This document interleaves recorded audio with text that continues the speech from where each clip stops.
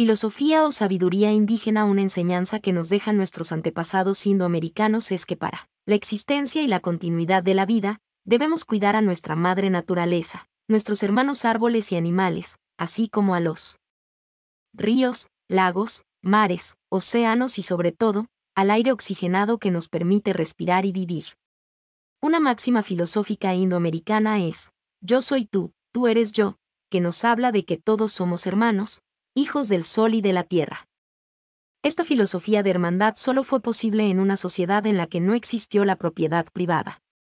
Por tanto, los hombres no solo se trataban como hermanos, sino que también lo eran, al no estar separados, ni diferenciados por riquezas materiales. Por lo que respecta a sus conocimientos científicos sobre la agricultura, las matemáticas, las fiestas, etc., las tenían fusionadas con su concepción filosófica acerca del origen de la vida, tal como lo cuentan sus libros sagrados. Toda filosofía es una moral. El propósito y la intención del sistema de creencias construyen una moral. La filosofía indígena no afirma que todo está vivo, todo es consciente o todo tiene un alma. Afirma que hay que actuar como si así fuera. O sea, hay que anteponer el respeto, porque lo otro tiene el poder de dañarnos. Tal vez se trate de una moral sencilla, pero muy efectiva, que no requiere de cárceles ni de celadores. La filosofía indígena procede como si existiera una fuerza vital universal que conecta a todos los seres vivos, a los accidentes del paisaje y a los fenómenos naturales. También vincula a los vivos con los muertos. Son los chamanes quienes poseen el poder de mediadores entre estas fuerzas espirituales. Sistema de creencias. La introducción de los restos del cacique Guaycaipuro al Panteón Nacional en el mes de diciembre de 2001 es ahora un hito de la inserción de nuestros pueblos indígenas en una sociedad que, paradójicamente, desconoce sus tradiciones, lenguas y cosmovisión. 3 familias lingüísticas dividen principalmente a los grupos étnicos: la Arahuaca, Guajiro, Paraujano, Baniba, Curripaco, Yavitero, Piapoco, Guarecuena, Baré, Aruaco, La Caribe, Cariña, Pemón, Maquiritare, Panare, Yabarana, Yucpa, Japreria, Acahuayo, Mapoyo, Chaima, y la Chibcha, Barí, Tunevo. La poca numerosa familia tupí-guaraní está representada a través de los indígenas Yeral, oriundos del Brasil. La poca numerosa familia tupí-guaraní está representada a través de los indígenas Yeral, oriundos del Brasil, y las demás etnias, Yanomami, Guarao, Yaruro, Guajibo, Piaroa, Puinabe, Youti, Sapé y Arutaní, no tienen filiación precisa. Aunque cada etnia tiene sus características específicas, tienden a predominar las familias extensas con algunos casos de organización en clanes, la poligamia está casi generalizada, hay pluralidad de divinidades. Son culturas de una gran coherencia interna por su persistencia en el tiempo, y la artesanía, la música, los bailes y la literatura son manifestaciones utilitarias y creativas a la vez. En lo económico, casi todas las etnias combinan la recolección, caza y pesca con la agricultura itinerante. La oralidad, transmisora de cultura. En la actualidad, los miembros de las culturas orales están sus ingresos al mundo de la escritura, guiado por el principio de que en esta época ya es imposible que las sociedades indígenas sigan permaneciendo aislados entre sí, autocráticas y autosuficientes. En las sociedades indígenas el saber es transmitido de manera oral. La participación del individuo en la producción cultural es distinta. En efecto, son los individuos quienes producen nuevos intentos técnicos, cantos, historia, etc. Para ser integrados en la cultura tienen que ser aprobados y aceptados por el grupo. Por ejemplo, si una persona produce un canto, este puede ser escuchado por otros y transmitido de boca en boca, hasta que todo el grupo lo cante. Este canto se vuelve patrimonio del grupo. Lenguas indígenas. Muchas de las lenguas indígenas de Venezuela se encuentran amenazadas y /diagonal o en peligro de extinción. Las 2 familias lingüísticas con el mayor número de idiomas son la Arahuaca y la Caribe. Según datos disponibles del último censo indígena 1992 y vivienda de 2001, en Venezuela se habla al menos 31 lenguas indígenas, de los cuales 25 se agrupan en 7 familias lingüísticas, y los otros 6 no prestan parentesco reconocible con otras lenguas y por lo tanto se consideran lenguas aisladas. Venezuela cuenta con algo más de 30 lenguas y culturas indígenas, ninguna de las cuales es desconocida, gracias a un importante número de investigadores, algunos de ellos indígenas, quienes han desarrollado la mayor parte de su labor en los últimos 50 años.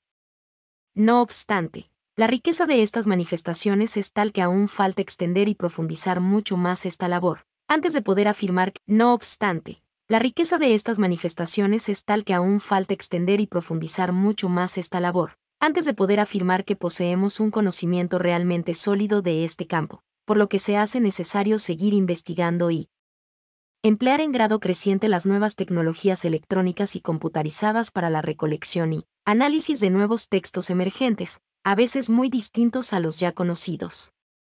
Las grandes familias lingüísticas representadas en las etnias de Venezuela son la Arawak, Caribe, Chibcha y Tupí Guaraní, ya que la familia Timote parece haberse extinguido en la primera mitad del siglo XX en los Andes venezolanos. Las lenguas Arawak son las más numerosas: el guayú, guajiro, y el añú, paraujano, en el estado Zulia, el ocono o arabaco, en el estado Delta Amacuro. El resto de las lenguas Arawak se encuentran en el estado Amazonas, el tzaase o piapoco, el currim o curripaco, el baniba, el yavitero, casi extinto, el huequine y el baré. Las lenguas Caribe, Yucpa y Japreria, en el estado Zulia, el cariña en los estados Anzoátegui, Bolívar, Monagas y Sucre, el pemón, en el estado Bolívar, el eñapa o panare, en el estado Bolívar, el mapoyo, y el yecuana, en los estados Bolívar y Amazonas, el yabarana, en el estado Amazonas. La familia Chibcha en Venezuela está representada por la etnia barí, en el estado Zulia, y algunos agregan a los tunevo, quienes ocasionalmente aparecen en la frontera colombo-venezolana. El tupí guaraní tiene como único exponente el jeral, suerte de prolongación de la etnia del mismo nombre que puebla distintas subregiones del norte de Brasil. Por otra parte, en Venezuela abundan las lenguas indígenas independientes, vale decir no afiliables a ninguna de las grandes familias conocidas: el barao, en los estados Delta Amacuro, Monagas y Sucre, el sapé y arutaní, semiextintas, en el estado Bolívar, el sanemá y el yanomami, integrantes de una sola familia, en los estados Bolívar y Amazonas. El jibí o guajibo, en los estados Apure y Amazonas. El jigüí o cuiva, muy emparentados con el anterior, en los estados Amazonas y Apure. El piaroa, en los estados Amazonas y Bolívar. El puinabe, el maco, parecido al piaroa, y el sáliva, al norte, en los límites con Colombia, en el estado Amazonas. El pumeo o yaruro, en el estado Apure. Organización Social y Política de los Indígenas de Venezuela. La Organización Social y Política de los Indígenas de Venezuela, la mayoría de las etnias mantienen su identidad étnica, el idioma y los valores culturales, ancestrales, entre otras muy diferentes a aquellos indígenas que han sido atraídos por ciudades. Como toda comunidad humana, los indios tenían una organización que les era peculiar, propio de ellos. Su organización social no era igual en todos los lugares venezolanos, pero sí disponía de rasgos generales comunes. Solo se caracterizan por poseer formas de vida y organización distintas de las sociedades modernas e industrializadas. A continuación se nombrarán algunas de sus formas de sistemas.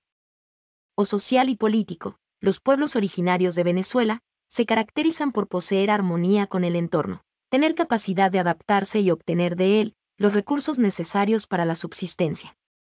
Se especializaron en actividades como la caza, que requería de grandes habilidades físicas y mucho arrojo, y por esta razón, el liderazgo de los pueblos recaía en los hombres más fuertes, capaces para procurar los alimentos. Una de sus características predominantes es el matrimonio de los indígenas. Este le daba un orden a su vida social, pues lo más importante era la familia, la cual definía las costumbres de la vida en común de los indígenas. Era extensa y a veces una sola formaba una gran población. En su organización política cuentan con un consejo de ancianos. En algunos grupos este consejo se elige una autoridad especial. En ocasiones esta autoridad es llamada el piache o chamán o brujo de la tribu. Los jefes guerreros, conductores de los enfrentamientos entre pueblos indígenas, desarrollaron rivalidades contra otros grupos, algunas de las cuales generaron guerras y matanzas. Algunos pueblos eran pacifistas y se escogía un jefe, al que poseía mucha experiencia de conocimientos religiosos y el que mediaba con otros pueblos para usar y aprender de otras costumbres. Eso hacía que tuvieran relaciones constantes con otras etnias. Tenían diversas organizaciones sociales y políticas, pues predominaban formas de liderazgo más locales, más igualitarias y no poseían Estado. Poseen una organización casi perfecta, pues modificaron su paisaje, con el fin de adaptarlo a sus necesidades, crearon formas de infraestructura, viviendas construidas como apoyo de la actividad agrícola, para resguardarse de la lluvia o del sol, y de los peligros a los que estaban expuestos en la selva. Por ejemplo, las viviendas hasta nuestros días son muy populares, la churuata, de los peligros a los que estaban expuestos en la selva. Por ejemplo, las viviendas hasta nuestros días son muy populares, la churuata, la choza. Estas se usan en el presente en los restaurantes, palafitos y los abono. También vencieron distancias con la elaboración de medios de transporte como las canoas, con base a conocimientos previos de la naturaleza, de sus productos y para tener contacto con las comunidades más lejanas. Cada mujer de la tribu no podía tener la cantidad de hijos que pudiera o quisiera, pues solo podía trasladar los que pudiera llevar de un lugar a otro.